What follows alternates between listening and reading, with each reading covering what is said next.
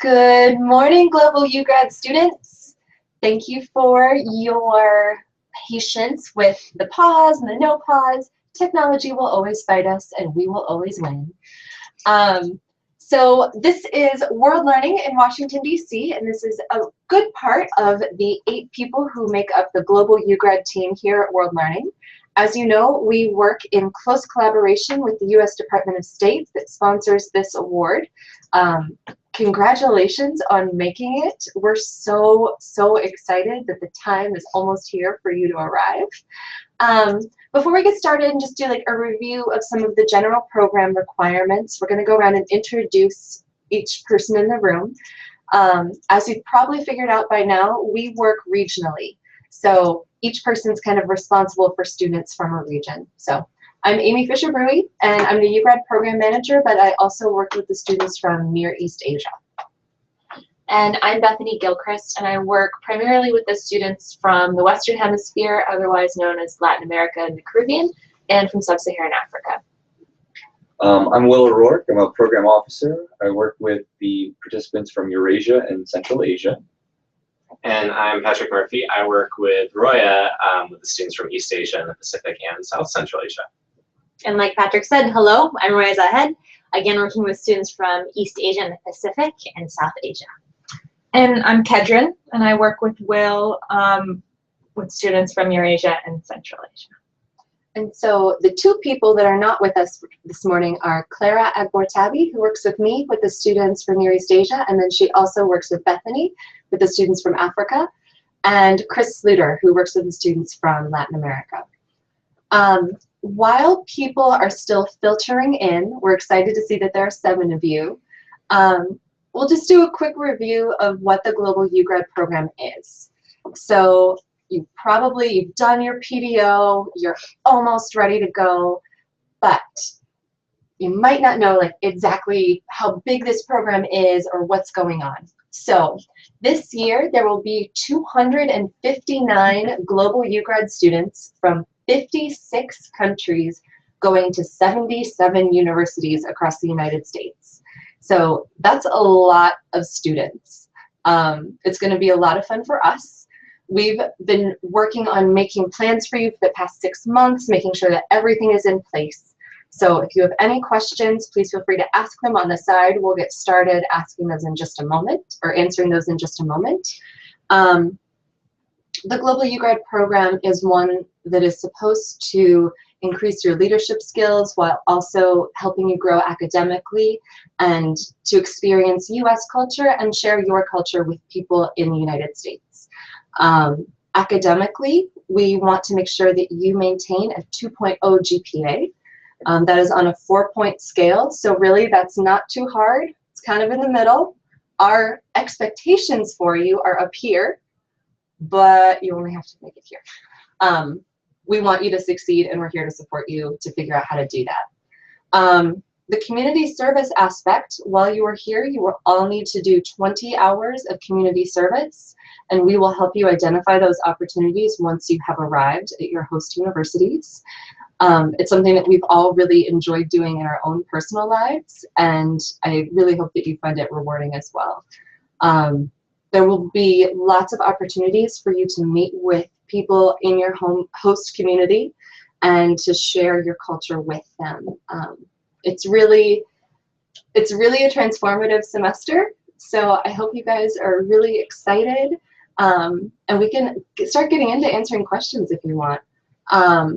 I can also say, just for all the travel questions that are probably going to roll in, that we are in the process of making those final arrangements with your host institutions to arrange your pickup. We have already purchased your flights, and unfortunately your flights, you will be coming in on a specific day and you will be leaving on a specific day. You cannot leave earlier, you cannot leave later.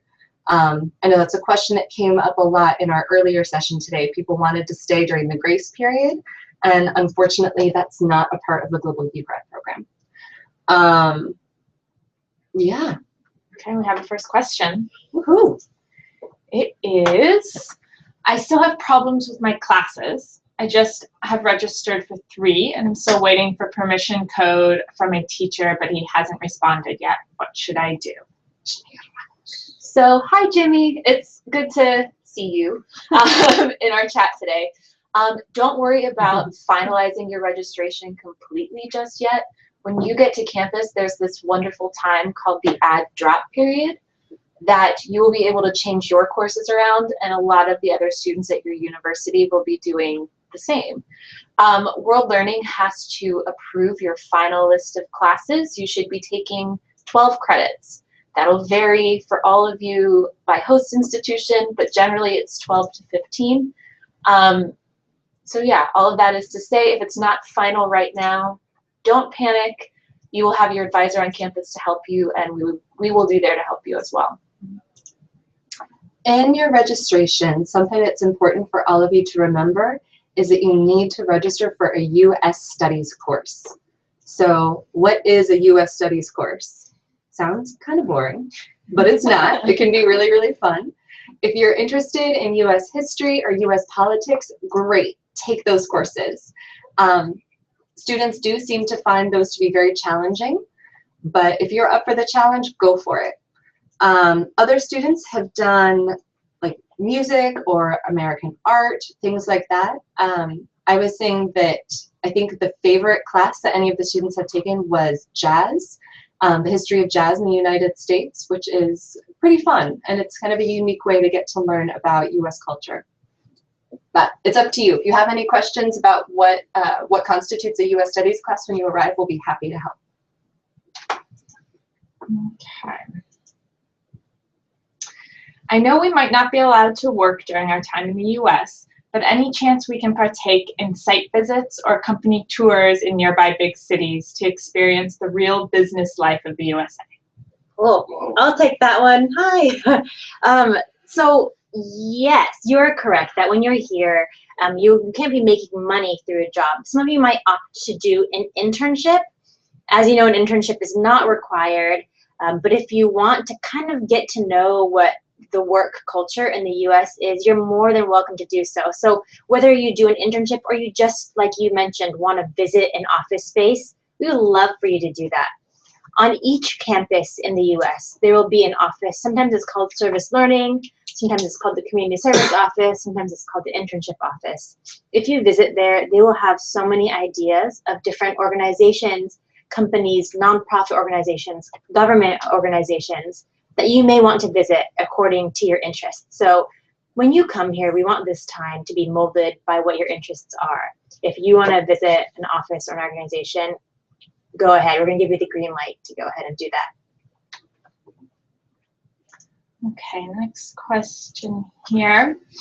I got an admission packet in from a university email from the visiting program staff of the University of Arkansas. For the housing contract process, should I do it directly or will it be done by World Learning? Thank you for that question. Clara and I have been working with the University of Arkansas to make all the arrangements for your housing. I will double check today to make sure that everything is taken care of. We're kind of still in the process of just triple confirming everything. I'm fairly certain that you do not need to do anything, but we will follow up to make sure. In most cases, we have already secured your housing. So if you get emails from the host university, go ahead and forward it to your program team, and we can tell you if it's something that you need to do or if you've just gotten caught in an automated system. Is someone going to receive us at the airport when we arrive in the US, and how are we going to identify this person? Great question. Yes, excellent question. So you will each be getting a detailed arrival email about a week before you'll get to the US that will have all of that information. It'll vary by school. Sometimes the university will have a designated greeter at the airport that will come and tell you where to go. Sometimes it will be a detailed instruction from us on where you'll get a shuttle or where to get a taxi, something like that. But you will get that information shortly. All of us have been international students at some point in our lives and understand how nerve-wracking it can be to arrive at the airport that first day. So In that email, we will try to be as explicit as possible about who you're meeting, where you need to go, what the steps are in case of emergency. So please do read that information. Read that information carefully. During your flights, we will be tracking them, but in case of any major delays or any issues, we'll also be checking our Facebook messages, email, telephones. Most of us have WhatsApp, so you can use that as well. But those are the 3 main ways to get in touch with us: phone, Facebook, WhatsApp. And we'll send that in an email too, but just as a heads up. So maybe on that same topic, this question is, when can we get our flight information? Because my home university requires that information for making a special schedule for me. It's good for you. Okay. To answer that question, you should be receiving a detailed email from us starting next week, going on for the next few weeks, dependent upon when your flight is going to be headed out. I know that this is contingent upon your plans, especially in terms of packing. It sounds like, you know, just checking in with your home university. We will be following up very shortly. So we do have that itinerary, and you will be receiving that in the next few days. You have lots of questions about employment. Yeah. This one isn't about employment, actually, but we'll choose one of those next. I have seen that many of the UGRADs that are departing in January are beginning their classes the following week after they're arrived. Is that going to happen to all of the UGRADs? Excellent question. So usually when you get to campus, you will have some kind of orientation first. So you'll have a little bit of time to settle in, and then you'll have different sessions that'll help you adjust to campus life and get to know where things are, and then you'll probably start class right away. So, you know, there's not going to be a whole ton of time to settle in. You won't necessarily have free days where you can just walk around and do what you want. When you come, it'll probably be a pretty immediate start. So just try to prepare for that as much as you can. There might be some information on your student account when you log in on the university system that you could access about your orientation. It might not be there for everybody, but you know, it's worth a look. Each university does their orientation week differently. So I think the experience of one UGRAD student isn't going to be the same as another UGRAD student. So it's important that if you have these questions to like remember that you are a specific situation. So follow up with your program team and work with the host university. As I mentioned in the beginning, there are 77 different host universities, and they're spread out all over the whole country. And the US is a very diverse place.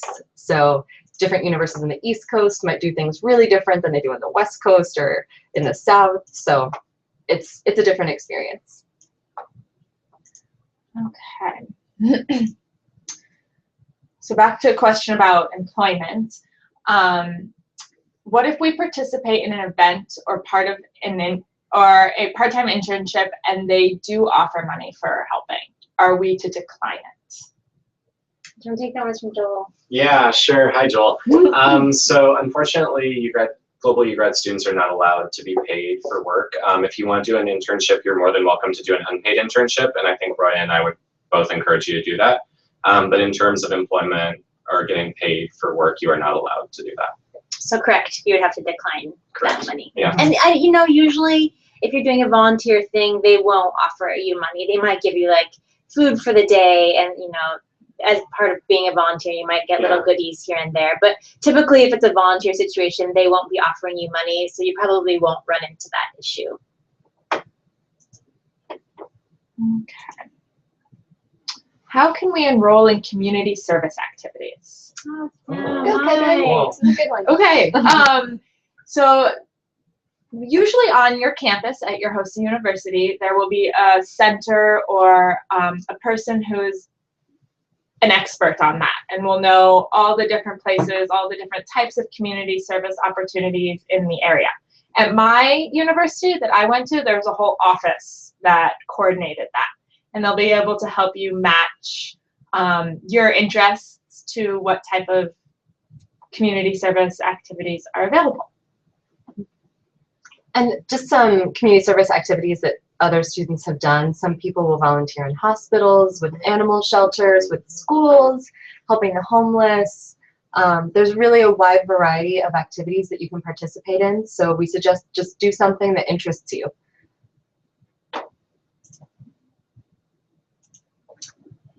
Related question, can I volunteer in a religious organization? Of course. Sure. Okay. So can I take more than 4 to 5 courses, but then I'll drop the non-necessary ones at the beginning of the studies? That's a nice way to work the system. I think, yeah, during add drop, that's what that period of time is for. I think you'll find it's pretty common for students to maybe go to like 1 or 2 sessions to see if the class fits with their interests, and then maybe go about changing. So get your schedule as set as possible. We don't want you to just randomly register for things and then try to switch everything around, but if that happens for a course or 2, that's fine. Your question also brings up a really good topic with, you said 4 to 5 classes. So we talk a lot in credit hours. So we say that you have to take 12 credit hours at least. That is for all international students, regardless of their visa type. To be full-time, you have to take 12 credit hours. Universities will often make classes 3 credit hours each, so that's why it's 4 classes. But some might be different. Some classes might be 1 credit hour, some might be 4, and that's something that you need to make sure you're keeping track of with your advisor. We also mentioned, to take 12 to 15 credit hours, which would be 4 to 5 classes, and that is because we have specific negotiations, specific deals with your host institution that dictates the rules of your scholarship. So if we say that you have to take 12, that's because that is what is covered in our scholarship agreement with that university. There are a few of them that would go up to 15, but in general, it's right at 12. So we'll make sure to check your course approval forms, which we'll go over that process when we do your virtual arrival orientation once you're on campus. But that's something to keep in mind, that the credit hours that you take are actually very important. Next question. I have received an email to register for courses. Is it fine if I register once in the US? It's a little student. Sure. So the question is whether or not you would be able to pre-register or register in the US. Again, a lot of the registration process is based upon which university you're going to. From what it appears, they are offering registration during your orientation, that period that Bethany had talked about before. So those first few days, you're going to get adjusted, you're going to learn a little bit more about the campus, and you're also going to get an opportunity to sit down and meet your advisor face-to-face, and they'll be able to help you register for those courses that you might be interested in.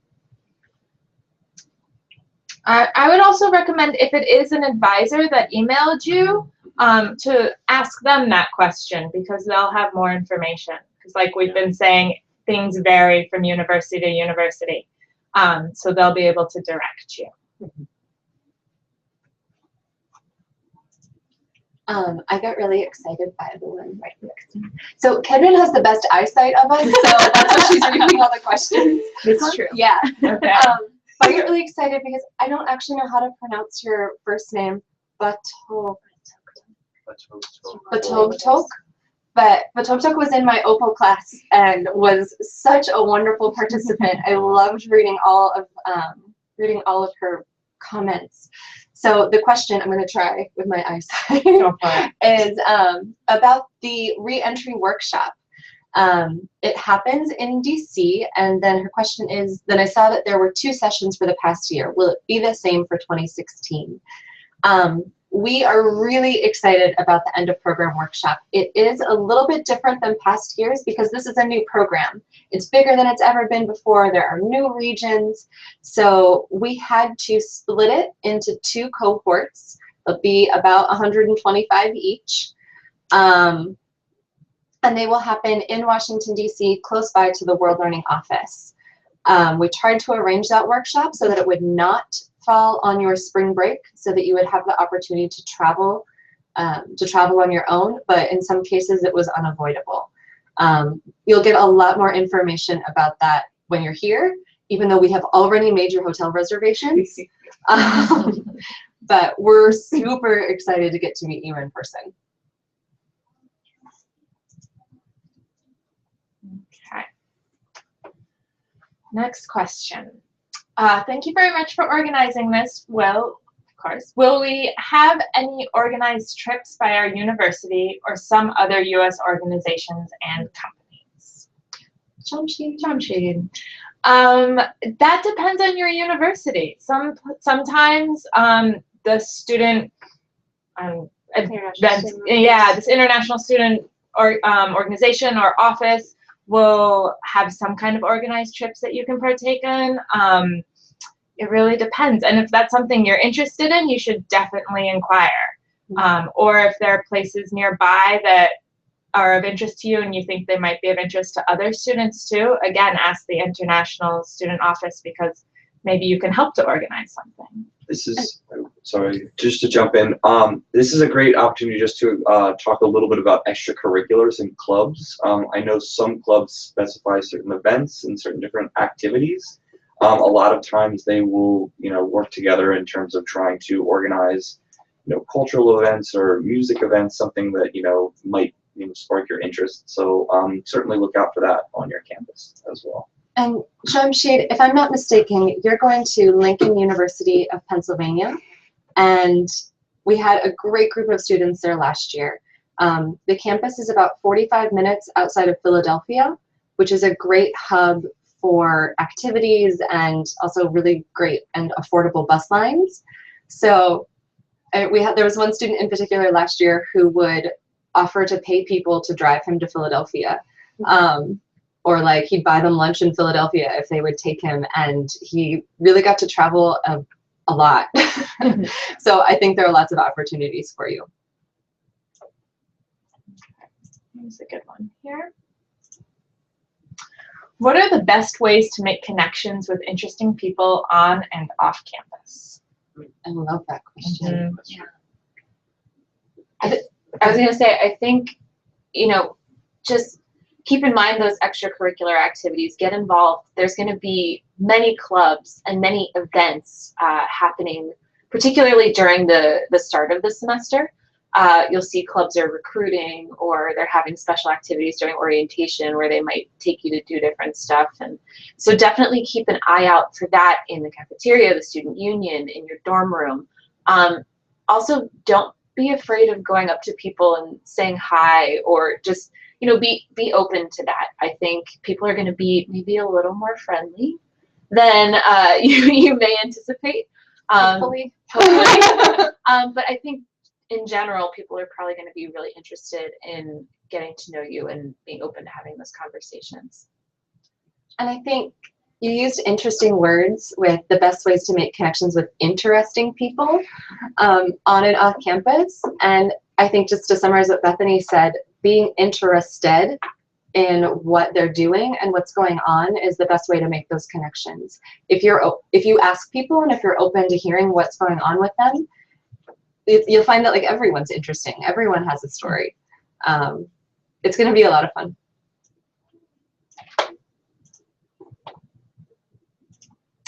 Okay.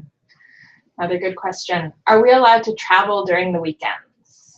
Yes, absolutely you are. Yeah. In the U.S., maybe back home too, we have a lot of 3-day weekends. There are holidays that fall on Mondays too, so sometimes you get an extended break, and please travel on the weekends. We haven't talked too much about it, but as you guys know, this is a program funded by the U.S. Department of State, and part of that is that you get a monthly stipend, which is $300 a month.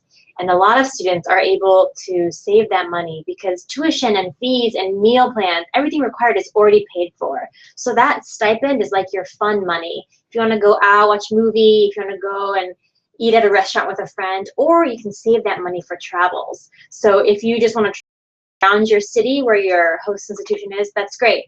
Or if you want to save that money and travel to a different state, that's very cool too. All of us are from different states.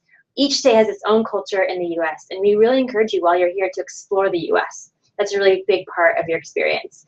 The one restriction is that you can't miss class. So you can't skip class to travel, but use those weekends, use those holidays, save that money so that you can explore the US. And also communicate with us if you're going to be traveling on the Mhm. weekends. There's a travel form that we'll talk about once you arrive, but you have to let us know. Okay. This question is, can we take part in Fulbright graduate student programs soon after we come back to our home country?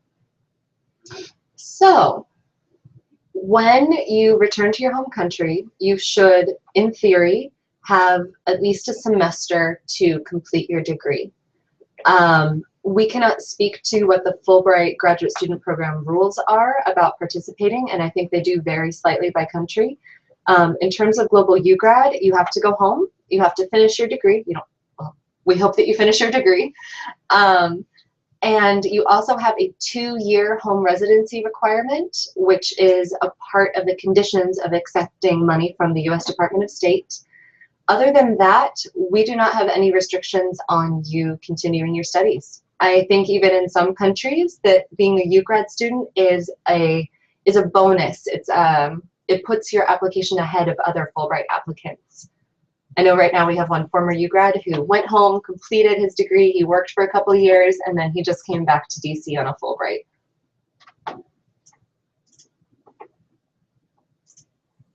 Okay. Do we need to bring something special to the dorms? I don't know what to buy or what to bring and what is included. Does it depend on the university? The answer is yes, it depends on the university. Sometimes your housing assignment may already have some blankets and pillows and things like that available. I would guess in the majority of cases that's not true, but during that orientation week, or maybe sometimes even on the first day that you arrive, the host institution will organize different trips and things that you can go to places like Walmart or Target to get those items relatively cheap so that you're not spending a whole ton. But it will depend on which school you're attending. And we are providing something, sorry if you mentioned this, Bethany, we're providing what's called a $100 settling in allowance. So in your first check, when you arrive on campus, we've already sent them your first check. So you're gonna get there, meet your advisor, they're gonna give you a folder, and in that will be a check with your stipend and a lot of money, and included in that will be $100, specifically what we're calling the settling in allowance. So that is for settling in. So if you wanna get a special pillow, an extra blanket, sheets, a poster for your dorm room, so we've given you money for that. So if you do want to bring a special pillow from home, that's fine, but we're also giving you money to buy one once you get here. And keep in mind that space in your suitcase is at a premium. Like, pillows take up a lot of room.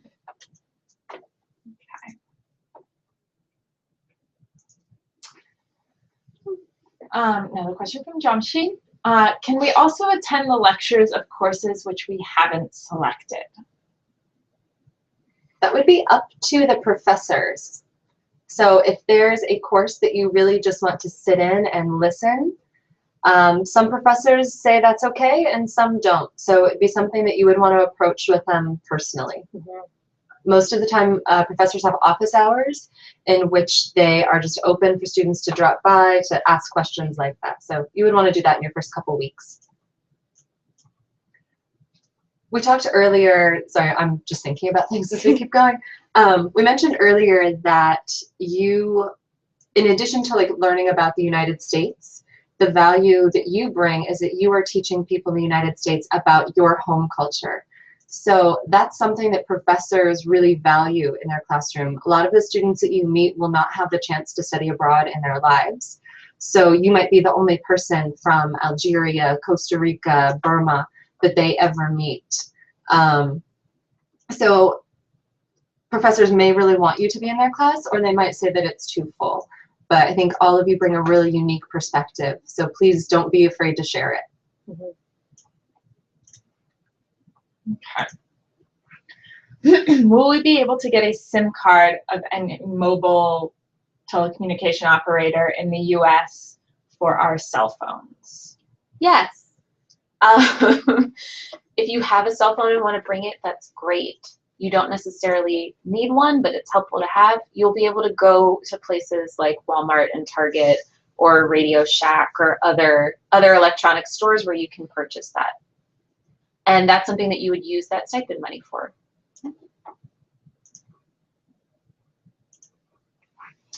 What documents should I have when I'm in the city or traveling? Whatever you want. We recommend that you take a photocopy of your passport, not the original passport, unless of course you're traveling by plane, in which case you'll need it. Often if I'm just going out, I'm taking my ID, a credit card, and like my Metro card. That's it.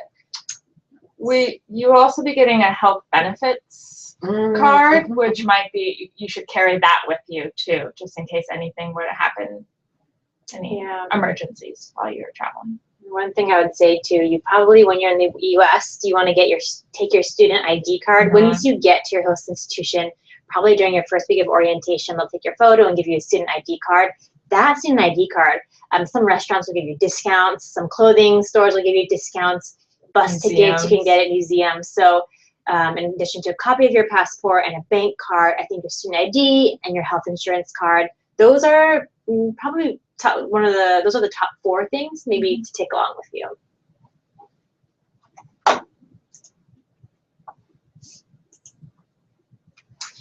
How many credit hours from our major do we have to take? Can I take a class that is related to our major but is not in our major's catalog? For example, a program used in my career but not offered in my faculty but in another one. The only requirement for you, as Amy mentioned before, is that you take one 3-credit US Studies course. We encourage you to take classes within your major. I think that would probably be most beneficial to you while you're here, but you can also choose classes that are outside of your major. So keep that in mind when you're going through the registration process.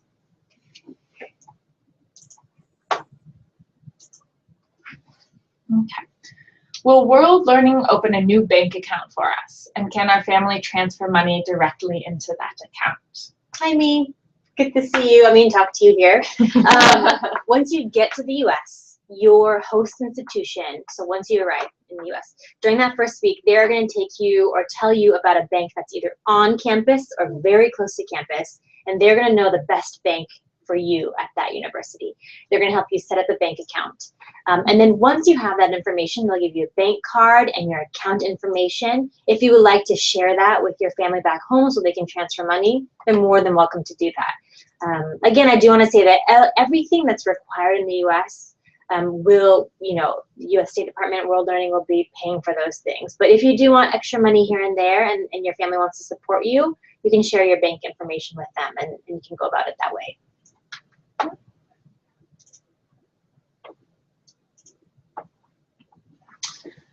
Hi.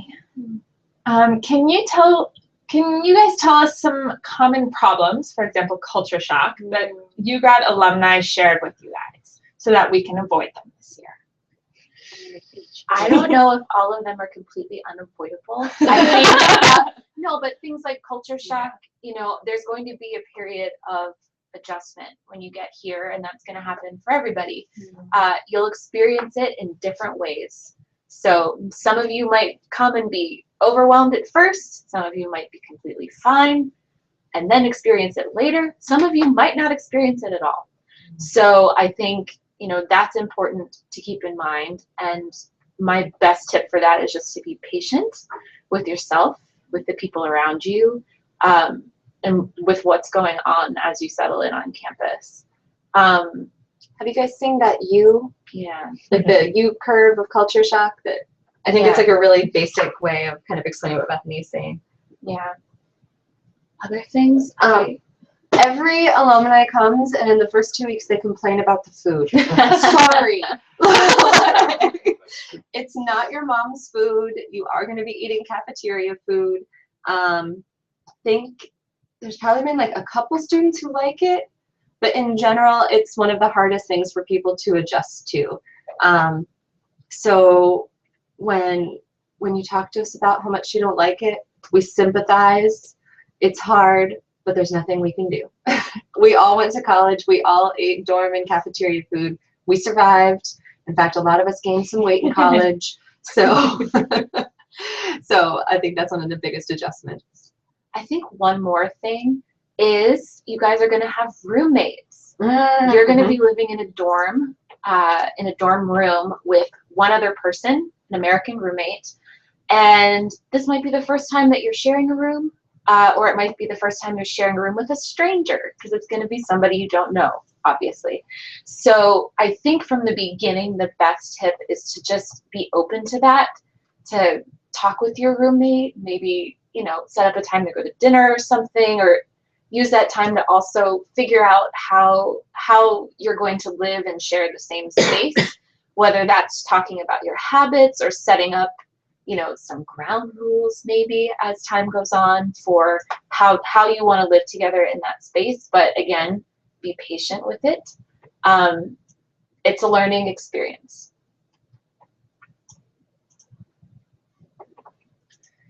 That's a good question.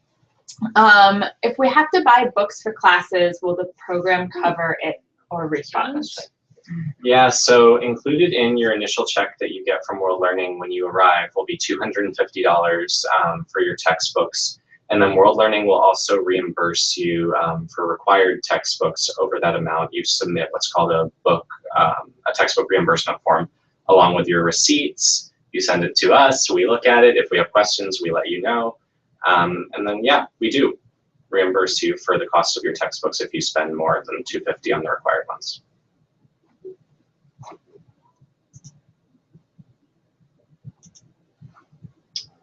Okay. How are we going to receive our monthly stipend? As we mentioned a little bit earlier, I think Roya mentioned it, when talking about bank accounts, when you are in that first week and you set up that bank account, you will be getting a form from us called the ACH banking form. This form, when you fill it out with the help of the bank teller, will allow us to deposit your stipend every month directly into your bank account. So every month on or around the 1st, you'll see a deposit from World Learning that will be $300 or so. So on days when the dining hall is closed, you'll get a little bit of extra money to buy groceries then. But yeah, that money should come to you electronically except for your first check. And we'll talk a lot about money stuff during your arrival orientation. Okay, next question. We wouldn't face any problems with visa while traveling between states. You're correct. You're correct, Joel. Within the U.S., state borders, or you can run across them. There's no, the 50 states here, there are no immigration visa restrictions. And this isn't part of your question, but just to say, you know, to go to Canada or Mexico, there are serious immigration rules and there are serious borders, so you can't be traveling to different countries. But within the states, you're free. That sounds like part of the song. Within the states, you're free. And they wave little flags. Okay. I have a question regarding courses. My major is English journalism, and I wonder whether I can register for classes that has nothing to do with either. We already touched on this, actually. Are there any requirements regarding this type of courses that I can take? So, Natalie, as we said earlier, that you have to take one U.S. Studies course. We recommend that you take 2 in your field of study or related to your field of study, just so that that can help you grow in your own field. And then 1 elective, but you are welcome to take whatever you like, aside from the 1 U.S. Studies requirement.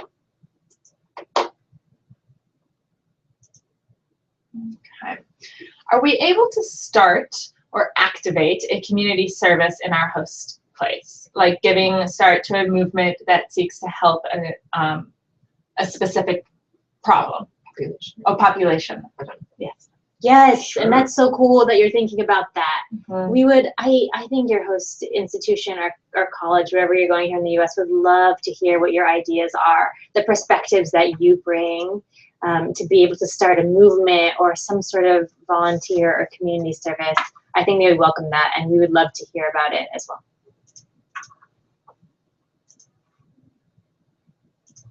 Okay, another question about roommates. Regarding the previous comment on roommates, does she volunteer to accept us as her roommate, or are we randomly matched by the host university? And is there a fridge in the dorm? Ah. So generally, your host institution is going to try and match you with somebody that has specified that they would like to live with an international roommate. That doesn't happen in all of the cases. I would venture to say it happens in the majority of cases. So keep that in mind. And your dorm room does not necessarily come with a fridge. That will vary, but if you have an American roommate, maybe they'll bring one with them. They've already been at the university for a little bit of time. So It's possible. yeah. And sometimes, I mean, again, it depends on the university, but sometimes students who are leaving will leave their fridges, or I've heard of places where you can like rent fridges. So if it's something that's really important to you, there's potentially options. yeah.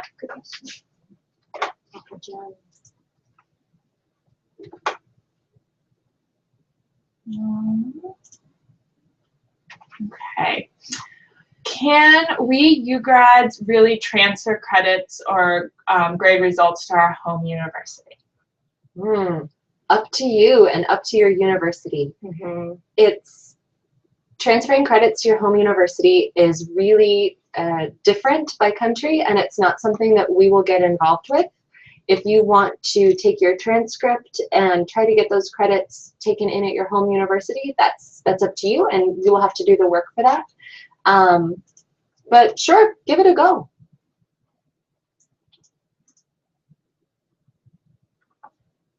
Okay. I have heard about a cultural fund from previous UGRADs. Is this going to apply to us too? Sorry. It's a new program this year, and with the new program, there's no more cultural funds to do cultural activities. So if you want to do some of those things, you're going to need to save your own money from your monthly stipend to do it.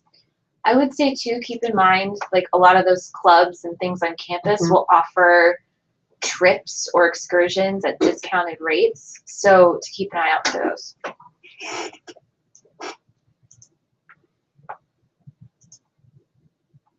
Okay, are we allowed to excuse from one day of class for traveling purposes, as there is only one spring break and no other holidays? There are other holidays. And the answer is no. You have to go to class. The program, first and foremost, is academic. So you are expected to attend your courses. As we mentioned before, you can't miss class to travel. I like how far ahead you're thinking, though. I like that sort of like, Yeah. I'm getting my travel schedule in order. Yeah. I'm trying to think. I think in February there are a couple extra holidays as well. Some in April have one. One in January. In January. There's usually like one extra day per month, I think. At least, yeah. Yeah, and usually the 1 month that doesn't have an extra day is the month you get spring break. So universities plan it well. Also, I think you'll like being on campus. It's pretty fun. Yeah. Will we have a special cultural event where we'll be able to present our country? Probably. We're still working out the details of the end of program workshop. I'm guessing that this is probably in reference to something like that you may have heard from an alum. But yes, maybe. We're still working out those details. We encourage you to also look for opportunities on campus to do that. Yeah, on campus, I'm sure that you will be doing cultural presentations. People will find out that you're from a country outside of the U.S. and will be so excited for you to present your home culture, your dress, your food with them on campus. So if you would like to share, I'm sure there are people that want to hear. When you're doing those presentations too, take pictures. Like share that with us. Like, we want to see that stuff. We love pictures. I was telling the last group that we're obviously here for like all of the logistical stuff. We're here for any problems you have, but we're also here to like hear about your successes and hear about the really exciting things you're doing. So please be in touch with us. We'll be sending you an email every Monday to kind of help you process all the different changes that are happening and ask you to reflect back on those to us. So just a reminder to share. Okay, sorry. I saw last year alumni winning project funding from World Learning. What is this exactly? Can you give me more information about this? Thinking ahead. That's really exciting. Well, we are going to be talking about these near the end of your time in the U.S., but this is the thing, we always say once a UGRAD, always a UGRAD. Is this idea that, you've been selected for this program, not just to participate in this one semester program, but because we want you to be a part of this family of networking, of ideas, of really smart people who we think are making the world a better place. So once you go back home, we do want to make opportunities available for you to be in competitions, actually, for grants, to help put together projects in your home country. So there are two in particular that we talk about. One is run by the U.S. Department of State called AEIF.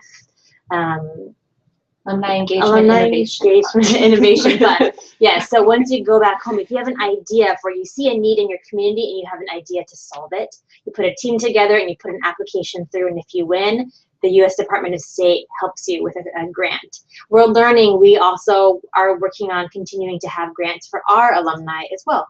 So that's probably, I think, Sokantika, what you are referring to, and we will keep on reminding you throughout the year, so that once you're alumni, you still stay connected, and those ideas are still things that we get to hear about and that you get to implement back home.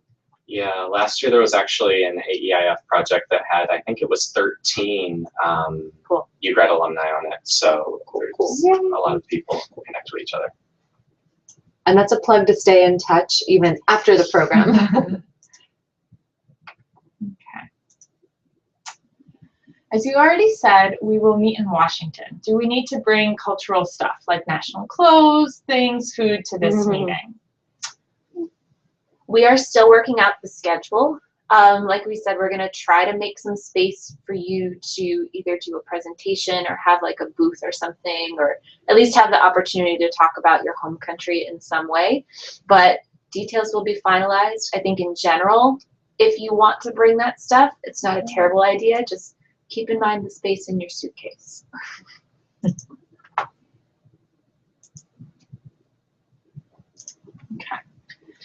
During our stay, are we allowed to participate in student conferences or events which are not organized by the host university? Hi, JV. Hi, JV.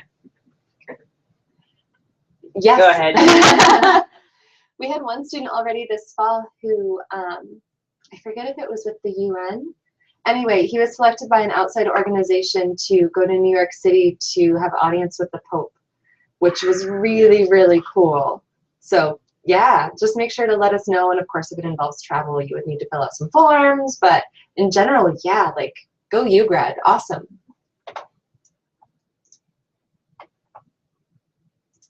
Okay. One of my classes requires extra fees, like $40 or $15. Do I have to pay that fee if I want to take one of them? The answer to your question is World Learning usually covers course-related fees, but if you have specific questions about it, just let us know and we can let you know whether it would be covered or not.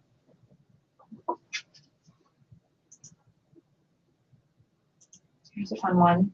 Will you visit us in our universities? Oh. Hi, Joshua. Maybe. Roya is known to just, stalk students on campus. You never know. Pops up. You walk out of the door, she's there. Bethany's also caught some people on their phones in class. Like, oh, yeah.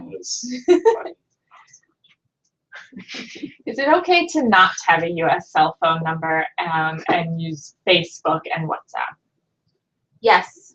It is not required for you to have a cell phone. You might find that it's really convenient to have one, but we don't require it. We would say probably it's best to reach out to us by email. Not all the time, especially in terms of correspondence. We're not always checking Facebook constantly for messages. So it's probably best to try to reach out by email. It's also part of your professional development to communicate by email, because that's how business works. It's not like with your host institutions, we're not Facebook friends with them, sending your applications and doing all those arrangements over Facebook. We're doing it by email.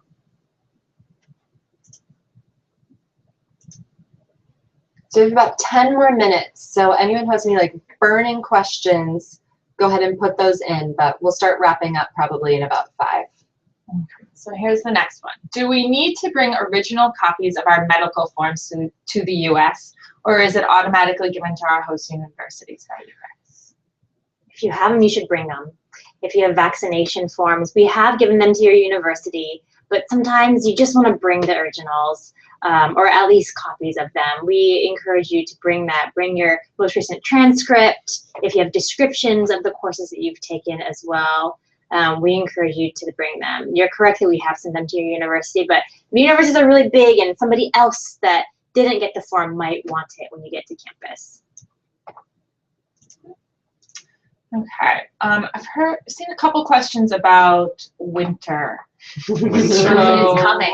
Winter is coming, See everyone. what I did? Anyone else came around? Anyone? So let's take this one. I will be traveling to Indiana, and I have heard it is snowing now. Do you recommend us to buy coats and warm clothes in our home country, or once we arrive in the host state? As I was gonna say, I really like the other question about winter, where it just says like, it's snowing in Michigan, or no, it's winter in Michigan. These are Cool. real concerns. Oh, there it is. Oh yeah. So Michigan's also beautiful in the spring. Mhm. gorgeous. Snow is not scary. Winter is not scary, in case you have not experienced it before. Only Game of Thrones. In general, bring some clothes to be warm your first few days. Like, we don't want you to freeze coming from the airport, but talking about packing again, coats take up a lot of space. And that's probably not something that you're going to want to take back with you in the spring when it's warm. So there are lots of options to buy affordable coats and jackets and hats and what do I call them? Slubs? Scarves, gloves, hats, when you arrive. So do not fear, you will not freeze.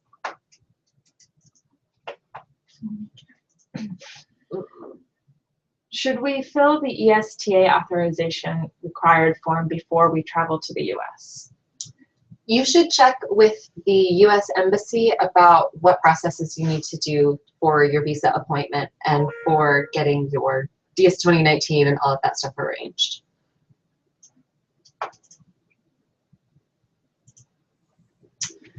Do we need to let our country's consulate or embassy in the US know that we are there? Should we contact them? That's not a terrible idea. Yeah, it can't hurt, because sometimes they'll be able to then reach out and notify you if there are things going on at home or things going on in your immediate area that you should be aware about. Yeah, you can register. Once you're here, you can go online, just register, say, hey, I'm here. And sometimes they have really cool events that they would be able Yeah. to invite you to. And it's not necessarily if you're close to your country's embassy either. Like, maybe they'll fly you out. So I think it's always worth a shot. Yeah. Right, what did I say about one more question? Okay. We're making it a good one. Yeah. I want to see one. Ooh. This one? I'm just like, oh, she mentioned Tumblr. Okay, let's talk about Tumblr. That too. Are we guys welcome to post our photos from our college life in the US on Tumblr at any time?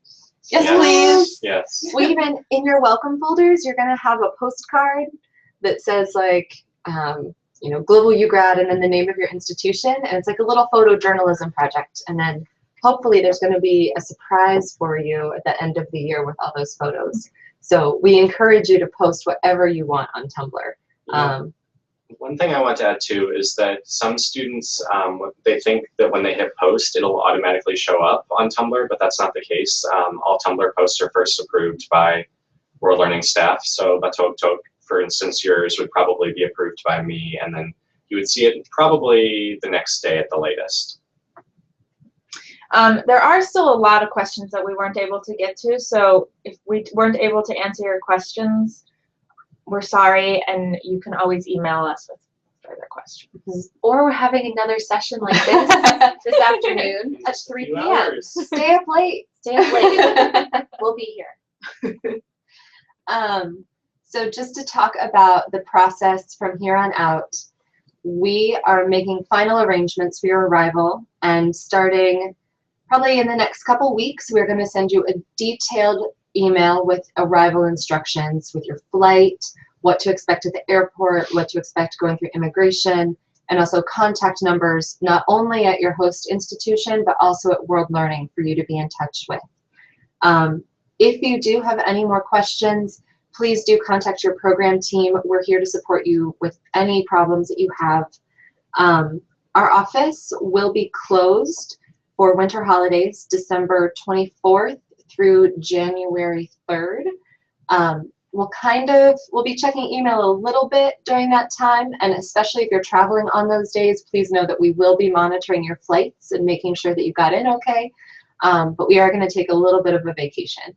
So if you have questions, ask them sooner rather than later. I'm really, really excited by how many students showed up for this hangout this afternoon. I hope it's not a reflection of how many questions you didn't have answered, but rather that you were really motivated to see us and get a chance to talk with the other UGRAD students. So thank you for making time for us today. Thank you for your involvement. Thank you for your questions. Thanks for your excitement. It's going to be really, really great. So thanks a lot. Thanks, guys. See you soon. Look forward to seeing you. So soon.